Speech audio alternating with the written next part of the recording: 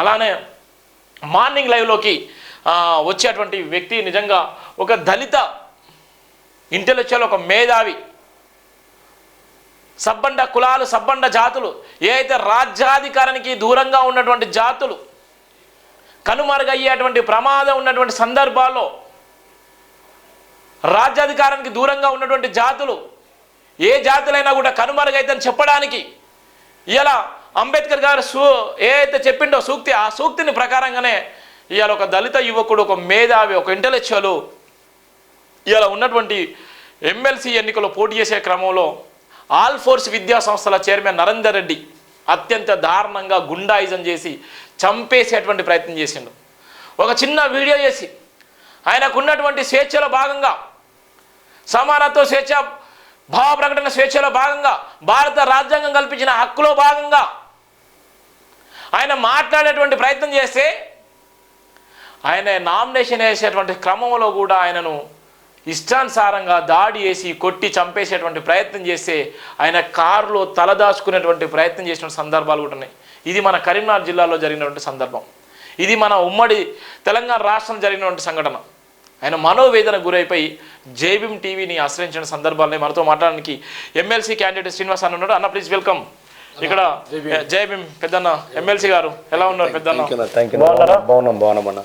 JBM అన్న, ఏంది అసలు ఏం జరిగింది ఇక్కడ? ఈ అన్న మీద దాడి చేసిన సందర్భాలు కూడా ఉన్నాయి. ఒక దళిత మేధావి, ఇంటెలెక్చువల్, అత్యంత దారుణమైనటువంటి సంఘటన కూడా జరిగింది. ఏటుపోతుంది సమాజం, ఏం జరుగుతుంది సమాజంలో అంటే ఎక్కడో ఇప్పటిదాకా మనం తమిళనాడులో చూసుకున్నాం, కానీ మన తెలంగాణలో జరిగినటువంటి ఒక భయంకరమైనటువంటి పరిస్థితి ఇగో ఇక్కడ మన ఎమ్మెల్సీ ఒక్క నిమిషం అన్నాం ఇంకో అన్న ఆయన మెదక్, నిజామాబాద్, ఆదిలాబాద్, కరీంనగర్ పట్టుభద్రులైన ఎమ్మెల్సీ అభ్యర్థిగా దేవాతి శ్రీనివాస్, క్రిస్ చేసే దేవాతి చిన్నయ్య గారిని 1వ పర్యాయంత ఓటు వేసి గెలిపించుకుందామని అన్న పెట్టిండు. నేను ఎమ్మెల్సీ అయితే నా ఎమ్మెల్సీ సగం జీతం నిరుద్యోగ పట్టుభద్రుల ప్రగతికి ఇస్తా, అది నా హామీ, pay back to the society, Babasaheb Ambedkar గారు చెప్పినటువంటి నినాదం. ఇప్పుడున్నటువంటి ఎవరు కూడా చెప్పరు, ఇప్పటికి కూడా ఎవరు కూడా చెప్పరు.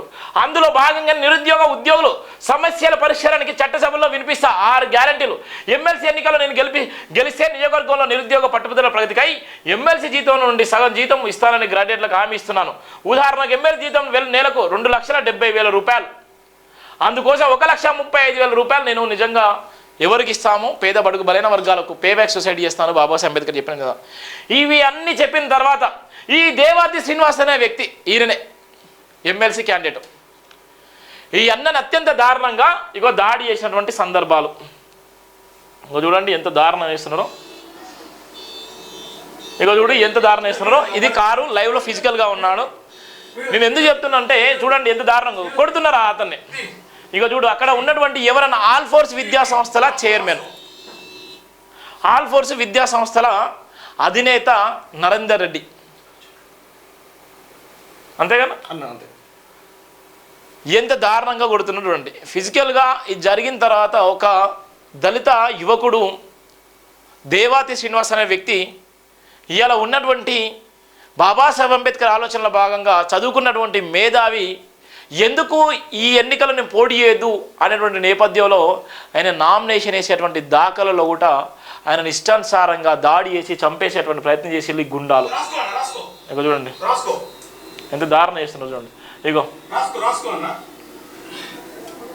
ఇది ఒకటి, వాడు కొడుతున్నాడు, వాడు కొడుతున్నాడు. ఏం పాపం చేసిండు నేను? ఏం పాపం చేసిండు? పోటీ చేసేటువంటి పరిస్థితి ఉండొద్దా? ఎందుకు చంపేసేటువంటి ప్రయత్నం చేసిండు?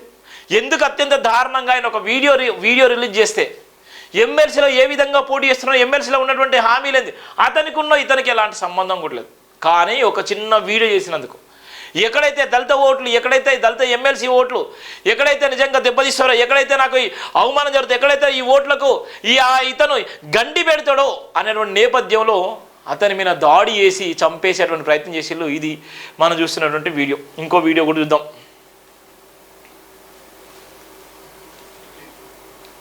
ఇగో కారును మొత్తం ధ్వంసం చేసిళ్ళు. కారును ఎక్కడికక్కడ ఆయన కారును కూడా ధ్వంసం చేసి అద్దాలు పలగొట్టి ఇష్టానుసారంగా చేసిళ్ళు. పిడిగుద్దులు గుద్దులు ఇది చూడండి. ఇక్కడ మొత్తం టోటల్గా ఇరగొట్టేసిల్లా. ఆయన కారు రక్షణ ఉన్నది కాబట్టి ఆయన ఆగిపోయాడు. ఇక చూడండి ఎంత దారుణంగా ఇరగొట్టిల్లు, ఎంత దారుణంగా చేసిలో. మరి ఇది ఎలక్షన్ కమిషన్ ఎందుకు సీరియస్ తీసుకోలేదు? ఎలక్షన్ కమిషన్ ఇప్పటివరకు కూడా దాని మీద పట్టించుకోలేదు. నామమాత్రంగా చూడండి ఎంత దారుణంగా చేసిలో అతని వెహికల్ని. మరి ఎడిపోతుంది, మనం ఎక్కడో జరుగుతుంటే సార్ చెప్తున్నాం. మన తెలుగు రాష్ట్రాల్లో తెలంగాణలో ఒక దళిత ఎమ్మెల్సీ పైన దాడి చేస్తే కనీసం ఎంతమంది తెలుసో నాకు అర్థం కాలేదు, ఎన్ని వేల మంది తెలుసో నాకు అర్థం కాలేదు. కానీ ఇలా పార్టీల భజన చేస్తూ పార్టీల దగ్గర లబ్ధి పొందడం కోసం ఒక దళిత యువకుడి పైన కూడా దాడి చేస్తే స్పందించలేనటువంటి దౌర్భాగ్యమైన పరిస్థితిలో మనం ఉన్నామంటే ఇది ఒక ఉదాహరణ అని చెప్పొచ్చు. అన్న అసలు ఏం జరిగింది, అసలు ఏం జరిగిందన్నా నువ్వు చెప్పు. జై భీమ్ టీవీ ప్రేక్షకులందరికీ కూడా నా జై భీమ్ తెలియజేసుకుంటున్నాను. అన్న, ఈ అవకాశం నాకు కల్పించినందుకు నిజంగా మీకు కూడా నా ధన్యవాదాలు.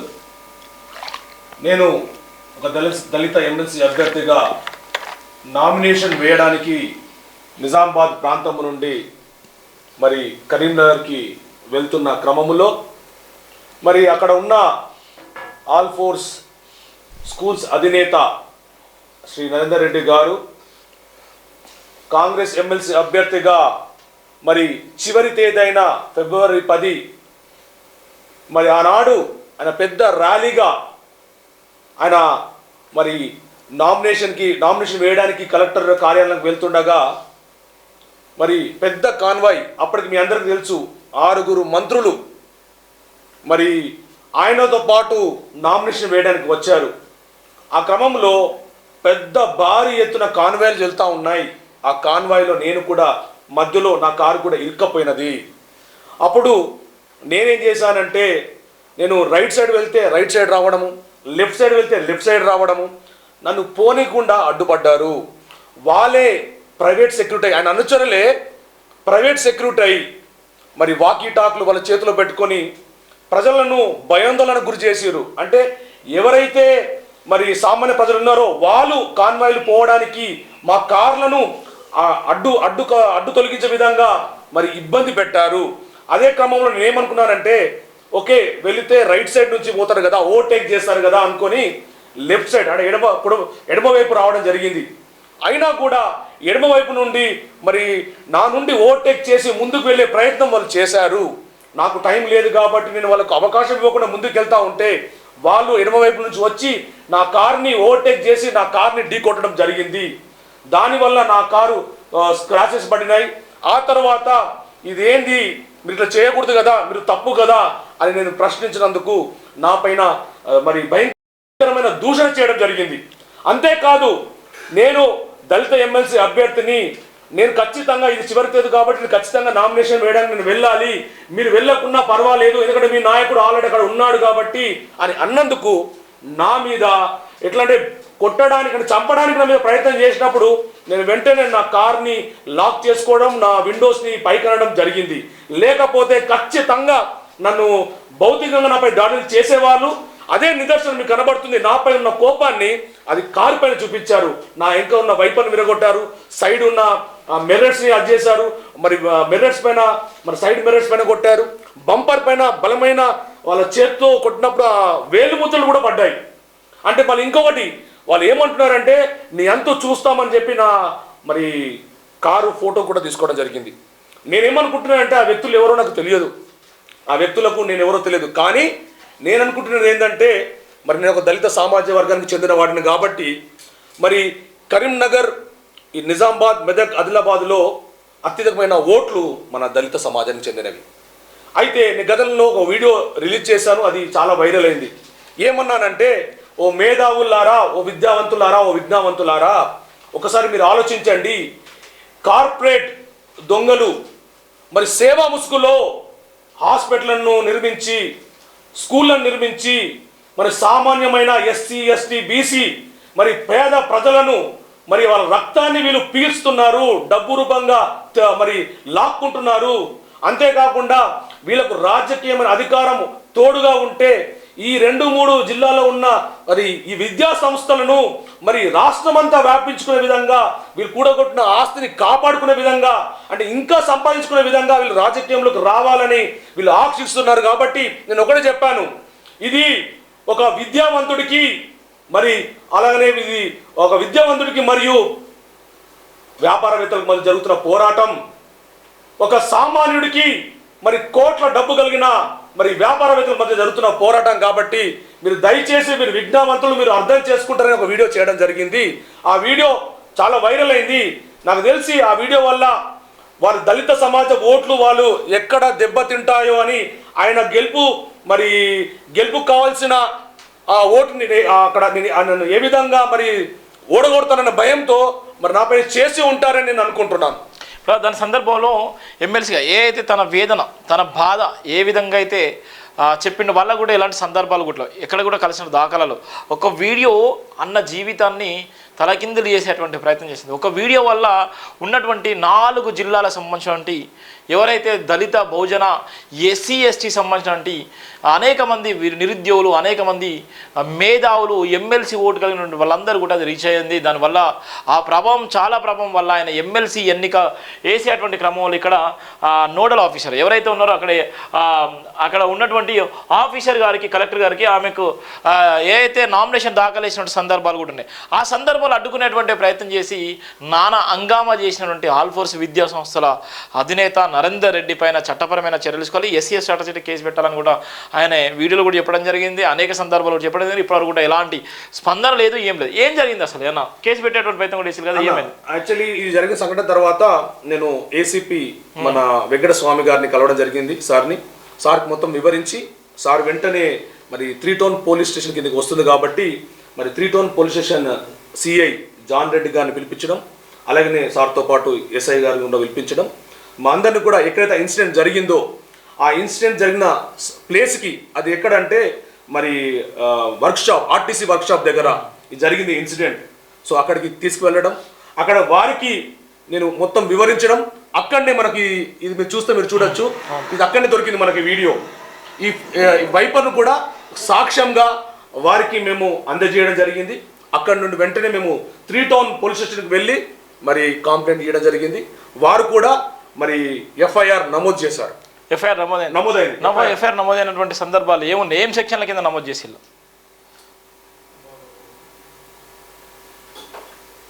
చూడు ఎట్లా ఉందో. ఒక పక్కన భయంకరమైన పరిస్థితి. నేను కూడా మోడీ మీద పోటీ చేసిన సందర్భాలు కూడా నన్ను చాలామంది అడ్డుకున్నారు. నేను కామారెడ్డిలో ఇప్పుడు ప్రస్తుత సీఎం మాజీ సీఎం మీద పోటీ చేసిన సందర్భంలో కూడా ఒక దళిత డిఎస్పీని నా కోసం పెట్టి అనవసరంగా చాలా వరకు ఇబ్బందులు పెట్టేటువంటి ప్రయత్నం చేస్తాను. నిలబడి ఇదే ప్రశ్నించే గొంతుక మీడియా ఉంది కాబట్టి నేను అక్కడ నామినేషన్ వేయడం జరిగింది. అంటే ఈరోజు ఈ అన్నకి ఈ ప్లాట్ఫామ్గా జైబుంటి ఉంది కాబట్టి ఇలా వచ్చి ఆయన బాధని చెప్పుకుంటున్నారు. ఇలాంటి సంఘటనలు కోకోలలో జరుగుతున్నాయని ఇప్పుడే చెప్పాను. ఎందుకంటే ఎఫ్ఐఆర్ కాపీ అయింది. ఒకసారి ఎఫ్ఐఆర్ కాపీ కూడా ఒకసారి చూపించాను. ఒకసారి తమ్ముడికి పంపించు, ఎఫ్ఐఆర్ కాపీ పంపించు. చూడు ఎంత దారుణం ఉందో.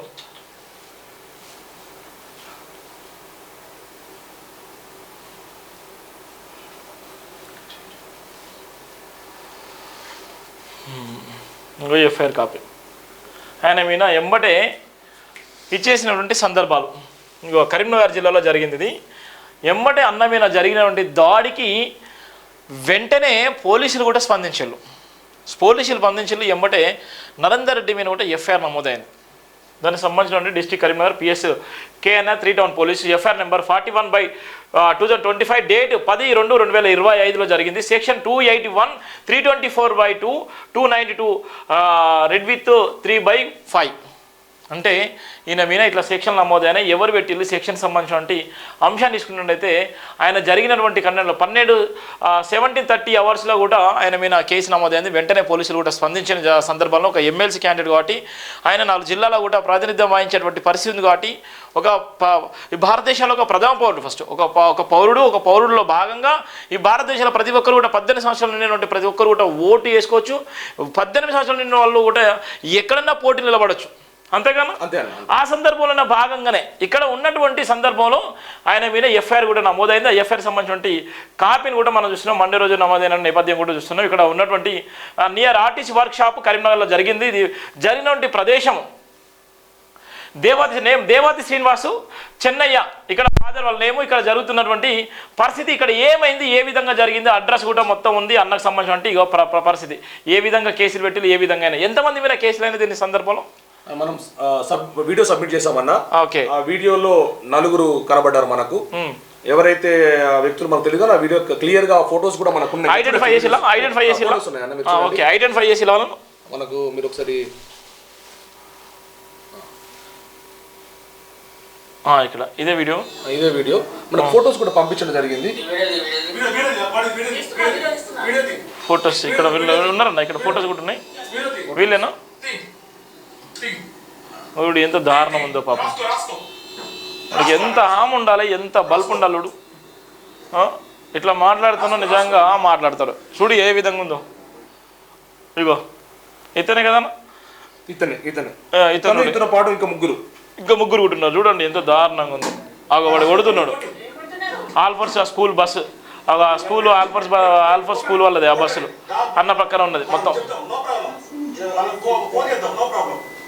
చూడు ఎంత ఆయన చూడు అన్న ఎంత భయంతో చూడండి, ఫోటోస్ పంపించాను చూడండి ఎంత దారుణం ఉందో. దళిత మేధావులరా చూడండి ఎక్కడ ఉంది, ఏముంది, ఏ విధంగా ఉందో. ఇక్కడ చూడండి, అదిగో కొట్టినటువంటి గుండాలు ముగ్గురు. వాళ్ళని ఇప్పటికి కూడా ఎవిడెన్స్, సాక్ష్యాధారాలు అన్ని వీడియోతో సహా అన్నీ కూడా సమర్పించిండు. ఎప్పుడైతే మనం వీడియో స్టార్ట్ చేయడం ఆరంభించినామో వాళ్ళు నెట్టుకొని పోతున్నారు. ఇగో అయినా కూడా ఒక వ్యక్తి కొడుతున్నాడు. ఇగో ఇది దళిత ఎమ్మెల్సీ దేవాది శ్రీనివాస్ పైన జరిగినటువంటి దాడి. ప్రాణాభయంతో భయపడి పోలీస్ స్టేషన్స్ వెళ్ళి స్పందించిన నేపథ్యంలో పోలీస్ అధికారులు కూడా వెంటనే స్పందించి ఎఫ్ఐఆర్ నమోదు చేసినటువంటి సందర్భాలు కూడా ఉన్నాయి. ఇవాళ మేధావులు అనుకుని చెప్పుకునే వాళ్ళు ఇవాళ రాజకీయ లబ్ధి కోసం, ఇవాళ కులాల ముసుగులో, ఇవాళ అనేక సందర్భంలో అగ్రవర్ణాల దగ్గర డబ్బులు అడుక్కొని బతికేటువంటి సందర్భాలు కూడా కోకలున్నాయి. అలాంటి సందర్భాలు ఎలాంటి యువ నాయకుడికి జరిగేటువంటి అన్యాయం ఇదే. ఇలా సొంతంగా ఎవరి ప్రలోభం లేకుండా, ఏది లేకుండా తన ఆత్మగౌరవం కోసం ఎమ్మెల్సీ అయితే రేపొద్దున ఉన్నటువంటి 4 జిల్లాలకు నేను మేలు చేస్తాను, 4 జిల్లాలకి ఆ పట్టుభద్రాల ఎమ్మెల్సీలా ఉన్నటువంటి నేపథ్యంలో ఎమ్మెల్సీగా నేను ఎన్నికై నిజంగా చట్టసభలో నేను ప్రశ్నిస్తాను. బాబాసాహెబ్ అంబేద్కర్ స్ఫూర్తితోని పే బ్యాక్ టు ద సొసైటీలో భాగంగా నేను నా జాతిని మేల్కొల్పుతానని నిలబడ్డటువంటి వ్యక్తి పైన ఆయన ఒక చిన్న వీడియో చేస్తేనే ఈ విధంగా దాడులు చేస్తే ఇక సమాజం ఎక్కడుంది? ఎవరి రాజ్యం నడుస్తుంది? ఏ రాజ్యం నడుస్తుంది? రామరాజ్యం అని ఓడో అక్కడ చంపేస్తాడు, ఏం మాట్లాడు. ఇక్కడనో దళితులు నిజంగా రాజ్యాంగాన్ని పట్టుకొని ఇవాళ ఉన్నటువంటి ఆ సందర్భంలో ఇవాళ రాజ్యాంగాన్ని పట్టుకోలేనటువంటి నేపథ్యం ఉంది. ఎడిపోతుంది మన మనవాదం, ఎడిపోతుంది మన రామరాజ్యం.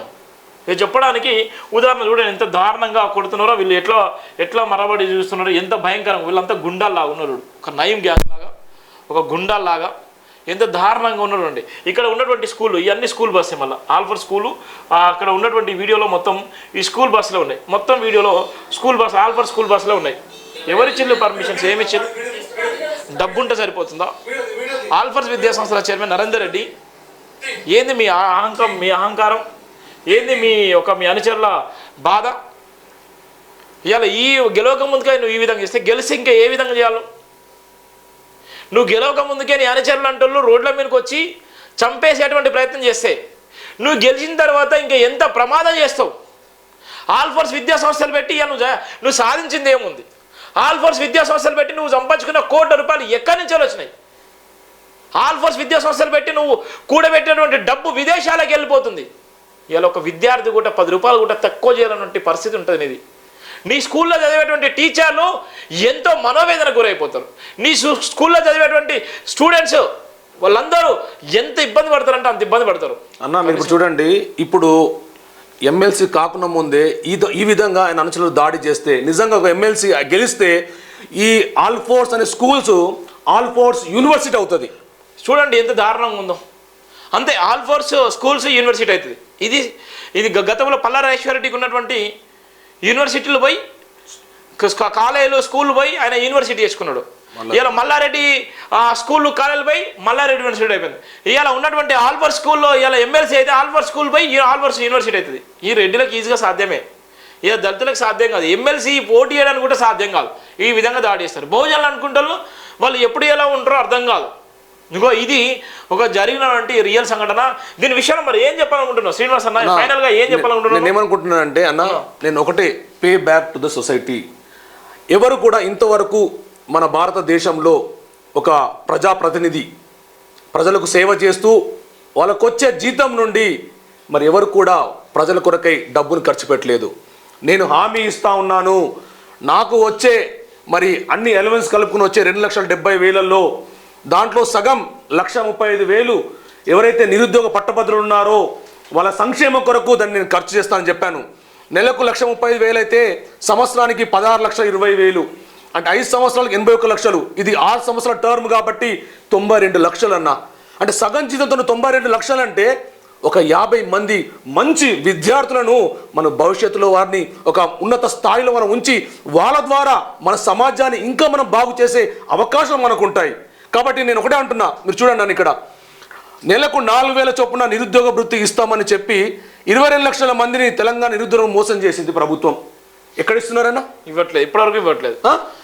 నేనేమంటున్నానంటే దాన్ని నాకు వచ్చే జీతంలో ఉన్న దాని ద్వారా నేను భర్తీ చేస్తా అంటున్నా నా జాతి బిడ్డలకు. ఎవరైతే ఎస్సీ ఎస్టీ బీసీలు ఉన్నారో, మైనారిటీలు ఉన్నారో, వాళ్ళ ఎవరైతే నిరుద్యోగులు ఉన్నారో, ఎవరైతే ఆర్థికంగా బలహీనంగా ఉన్నారో వాళ్ళ కొరకు ఒక అండగా, ఈ ఆర్థిక అండగా ఉంటుందనే ఉద్దేశంతోనే నేను మరి ఇది పెట్టడం జరిగింది. అంతేకాదు వారి కోసం నేను ఒక అండగా, ఒక దండగా వరకు ఉంటానని, ఎంత దాకా నిలబడతానని నాకు చాలామంది అన్నారు. జర్నలిస్ట్ అక్కడ కలిసినప్పుడు అన్నారు, అన్నా మీరు మరి మీ పైన ఒత్తిడిలు వస్తాయి, మీరు పోలీస్ కంప్లైంట్ ఇచ్చారు కదా, మీపై మీకు మరి ఫోన్ కాల్స్ వస్తాయి, బెదిరింపు కాల్స్ వస్తాయి, మిమ్మల్ని బెదిరిస్తారు, మరి మీరు భయపడిపోయి మీరు ఆ కంప్లైంట్ని మీరు వాపస్ తీసుకోరు కదా అన్నప్పుడు నేను ఒకటే అన్నాను, బాబాసాహెబ్ బిఆర్ అంబేద్కర్ గారి వారసులం, ఎవరికి తగ్గేది లేదు, ఎవరికి తల వంచేది లేదు, ఎవరి చేయిలు చాపి అడిగేది లేదు. కాబట్టి ఖచ్చితంగా వీరిపైన మనం పోరాడతాం, ఖచ్చితంగా వాళ్ళకు కఠినమైన చర్యలు తీసుకునే విధంగా మరి కృషి చేస్తామని నేను ఖచ్చితంగా వాళ్ళకు హామీ ఇచ్చడం జరిగింది. ఎందుకంటే ఒక ఎమ్మెల్సీ అభ్యర్థి, నిజామాబాద్ ఎంపీ కంటెస్టెడ్ క్యాండిడేట్, ఒక నేషనల్ పార్టీ బహుజన ముక్తి పార్టీ నిజామాబాద్ జిల్లా అధ్యక్షుడైన నాపైనే ఇటువంటి అంటే భౌతికమైన దాడులు జరుగుతూ ఉంటే మరి సామాన్యమైన ప్రజల పరిస్థితి ఏమిటి, మరి ముఖ్యంగా నా దళిత జాతి బిడ్డల పరిస్థితి ఏమిటి అని నాకు ఒక భయాందోళనకారం జరిగింది.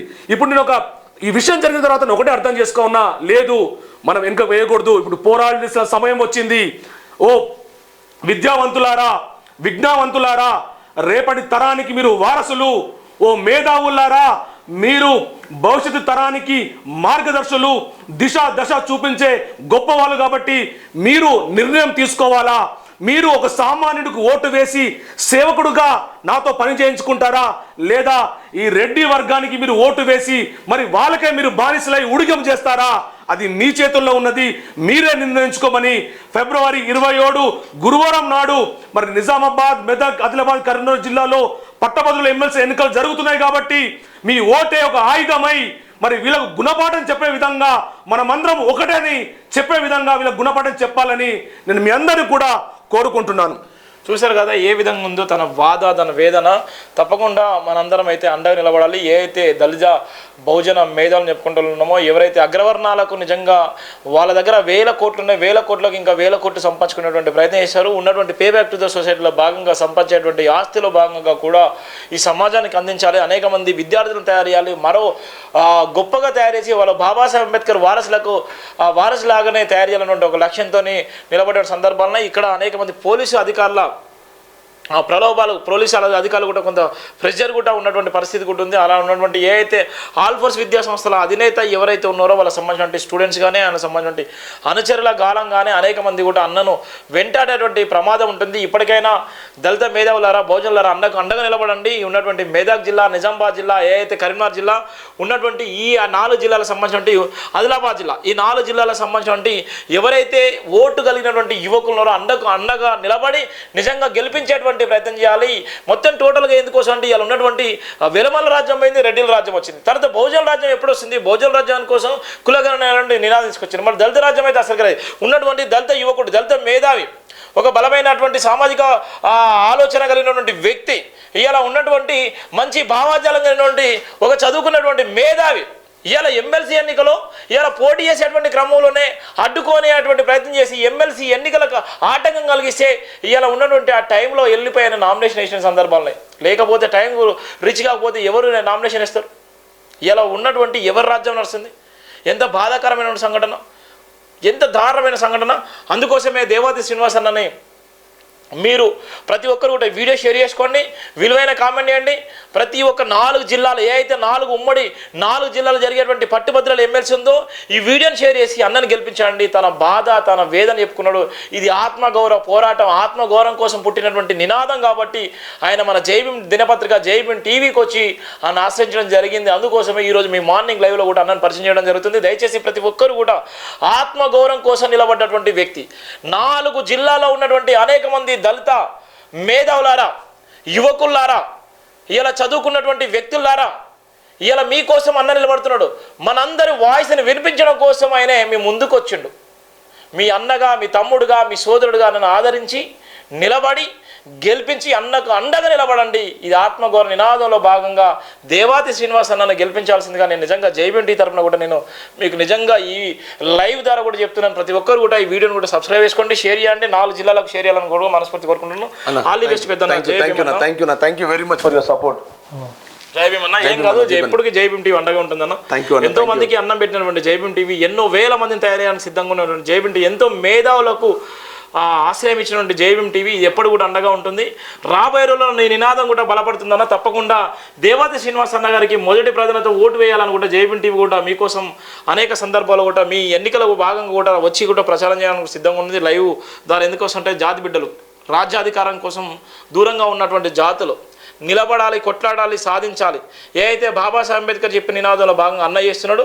నేను కూడా గతంలో కూడా మోడీ పైన, కేసీఆర్ రేవంత్ రెడ్డి పైన పోటీ చేశాను. వరంగల్ ఎంపీకి కూడా పోటీ చేసిన సందర్భంలో నా మీద కూడా అనేకమైన కుట్రకుతంత్రాలు. నన్ను కాపాడింది ఏకైక నినాదం జైభీం నినాదమే. నన్ను కాపాడింది, నిలబెట్టింది జైభీం టీవీ జైభీం దినపత్రిక మాత్రమే. నా కులం సపోర్ట్ చేయలేదు, నా వర్గం సపోర్ట్ చేయలేదు, ఎవరు కూడా నాకు సపోర్ట్ చేసిందంతా నా జైభీం టీవీ జైభీం దినపత్రిక, నా కుటుంబం, నా తమ్ముడు అండగా నిలబడ్డటువంటి సందర్భంలో ఇవాళ అన్నకు అండగా ఒక తమ్ముళ్ళ పాత్రగా నేను నిలబడతాను కూడా హామీ ఇస్తున్నాను. జైభీం అన్న, thank you so much. Thank you very much. Jai Bhim అన్న. జైభీం.